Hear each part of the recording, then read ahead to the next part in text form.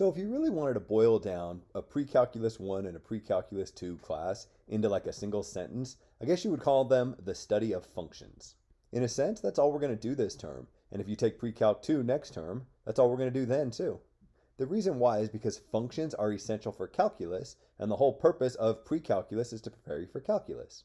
So while most people in this class will have already heard of or know something about functions, what I'm going to do is teach them as though you've never heard of this word before. And that's because I want you to have a really solid foundational knowledge of functions because they're going to be so important for this class, the next class, and presumably calculus if that's the path you're taking.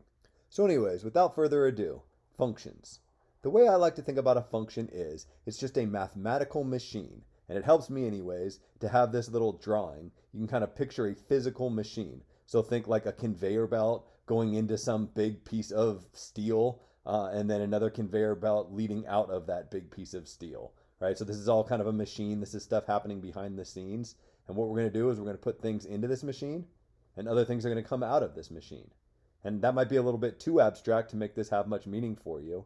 So maybe it'll help to put numbers into this machine and have numbers come out. So there's some machine here. Maybe we'll call the name of the machine F for function, I guess. Typically the letters F, G, and H are the ones used to denote functions. And suppose that you have this big basket of numbers over here and you grab one of those numbers, I don't know, the number 2 maybe, and you put it on the conveyor belt here. And that 2 feeds into this machine here and it disappears and there's a bunch of smoke and loud noises and stuff. And then coming out the other side of the machine in a couple of seconds is some other number. What number? I don't know, let's say -8, whatever.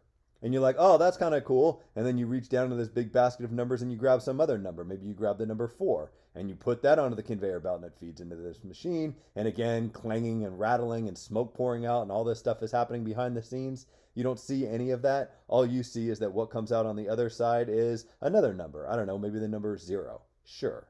The function is the machine itself, the apparatus, I guess, that changes these numbers into these numbers. But really to understand the machine, what you have to understand is the numbers that go into the machine and how those turn into different numbers that come out of the machine. So for the purposes of our class, we'll always think about functions as these mathematical machines, and we'll kind of describe them in terms of their inputs and their outputs. Inputs just being the numbers that we're putting into the machine, 2 and 4 in the examples we've seen so far, and outputs being the numbers that are coming out of the machine, -8 and 0 respectively. As you may have guessed, the typical way to represent a function is not by drawing a box and telling people a story about like smoke and noise and baskets of numbers and all of that. I think that just helps kind of visualize things. But the way you represent a function, well, there's options. There's 3 different ways, at least in our class, that we'll be representing a function. And the first one will be what I think of as the most standard notation. And that's by giving an equation that represents the function. So this function up here, f of x, maybe it is x squared minus 2x minus 8. And you're like, what do you mean it is x squared minus 2x minus 8?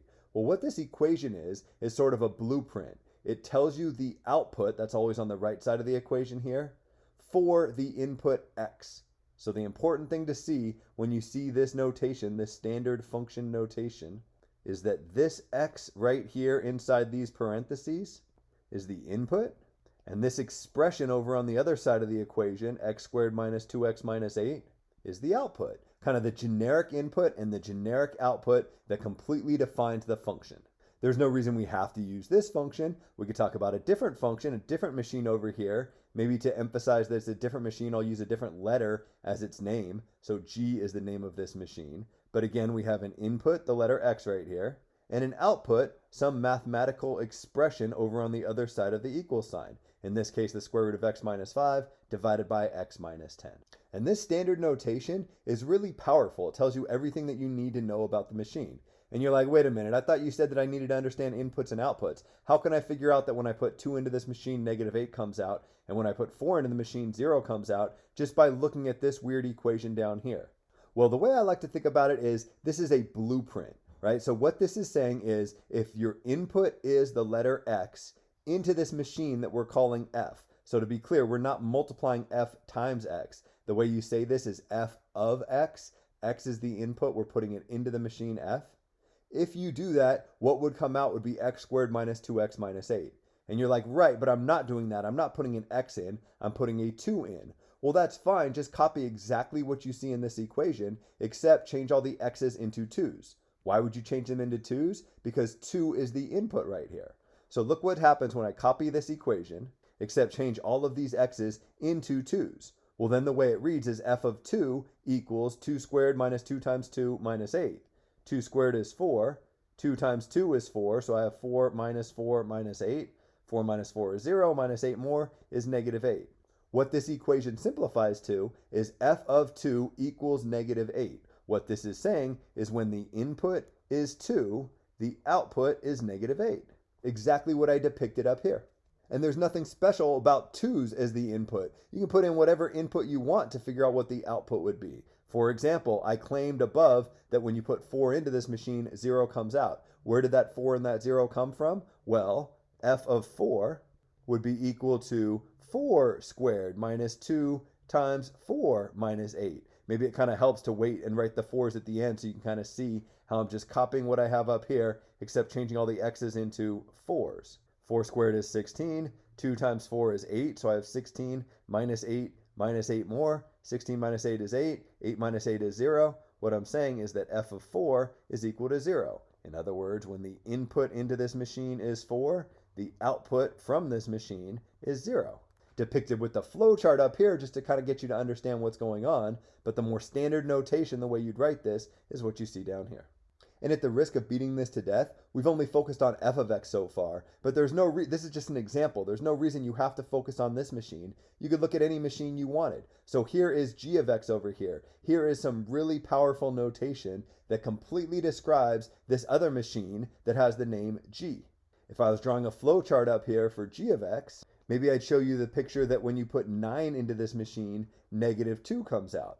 Where did I get that 9 and that negative 2? Well, let's look at our standard notation. I want to know what g of 9 is. In other words, what comes out of this machine when I put a 9 into it. 9 is the input. I know saying input and output over and over again is kind of annoying, but I think it makes this make the most sense, at least for me anyways. How would I figure out g of 9? How would I figure out what would come out of this machine when I put 9 into it? Well, I'd have to copy the blueprint down here. This tells me what comes out of the machine when I put any x into it. I don't want to put in just any x. I want to put in the number 9. So I'm going to copy what I see here, but change all the x's into 9's. I'd have the square root of 9 minus 5 divided by 9 minus 10. Let's see what that simplifies to. 9 minus 5 is 4, and the square root of 4 is 2. And 9 minus 10 is negative 1, and 2 divided by negative 1 is negative 2. So what I'm saying is that g of 9 is equal to negative 2, as we see depicted with the flow chart up here. At their most basic level, that's all functions are. They're mathematical machines that you put things into and other things come out of. And at this point in the class, those things are just numbers. And if you can keep track of all of the corresponding outputs for all of the possible inputs into a given machine, then you completely understand the machine. And the way you can encode all that information, well, there's 3 different ways. The most common way, which is why I refer to it as standard notation, is to write things in terms of an equation. F of x equals x squared minus 2x minus 8. G of x equals the square root of x minus 5 divided by x minus 10. The key thing when you see standard notation is to understand that the letter x represents the input, and the, loosely speaking, thing on the other side of the equation represents the output. Another way you can say that same thing is the x is the input, and the f of x is the output. You're like, wait, what do you mean the f of x is the output? Well, think about it. X is the input, and I'm putting it into the machine f. So whatever f of x is equal to is the thing that comes out of this machine f when I put x into it. What this equation is saying is that f of x equals x squared minus 2x minus 8. So the reason the thing on the other side of the equation is the output is because I'm saying the output f of x equals that thing. Maybe that helps. Anyways, that's just one of the 3 different ways we can represent a function, but really that's the most useful way, that's the most common way, and that's probably the way we'll spend the most of our time in this class, so I really want to spend most of the time in this video on that. But it's not the only way. There's 2 other ways. One way that's not super useful, but I might as well show you, is by using a table. And all a table does is it explicitly lists the inputs and the outputs. So all this table is telling me is that there's some function j, and when x equals negative 1, remember x represents the input, so when I put negative 1 into this machine, the j of x, the output, is positive 2. So my flow chart would look like this. Similarly, when I put 0 into this machine, this table is telling me that 1 comes out. When I put 1 into this machine, 2 comes out. When I put 2 into this machine, 5 comes out, and so on.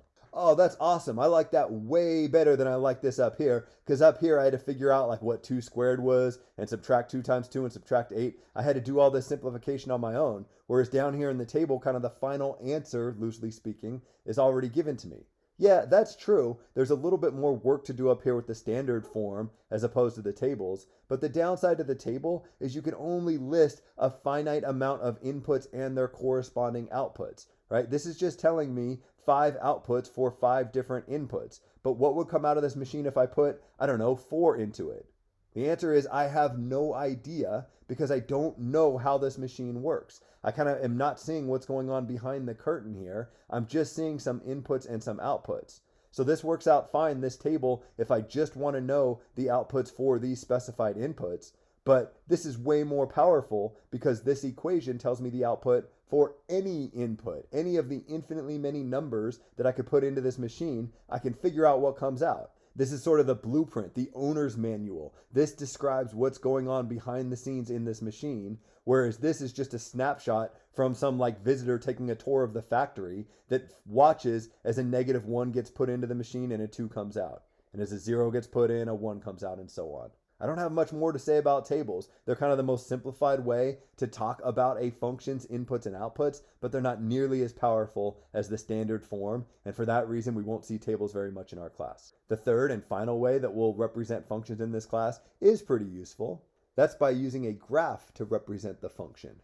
By presenting the reader with this graph, this kind of geometric visualization of the function, the reader has a lot of power. You just have to understand how this picture works. So you've probably plotted points before in two-dimensional space. In two-dimensional space, we have an x-coordinate and a y-coordinate. So for example, this point right here has an x-coordinate of 6 and a y-coordinate is 4. So if I write this point as a coordinate pair, I'd write 6, 4. And what this means is that when x equals 6, y is equal to 4. The fact that each point on this graph can be represented with a pair of numbers makes graphs really conducive to talking about functions. Because when we talk about functions, really what we have to understand are 2 different numbers, an input and an output. This point has associated with it 2 different numbers, a 6 and a 4. The 6 is the x-coordinate, the 4 is the y-coordinate. And since we're already using the letter x to represent the input of the function, it makes perfect sense, if we're trying to tie this graph together with the machine, to talk about this point means that there's some machine that I'm going to call h of x. Here's the flowchart picture for those of you that like that. Sorry for those that don't. And when I put 6 into this machine h, the number 4 comes out.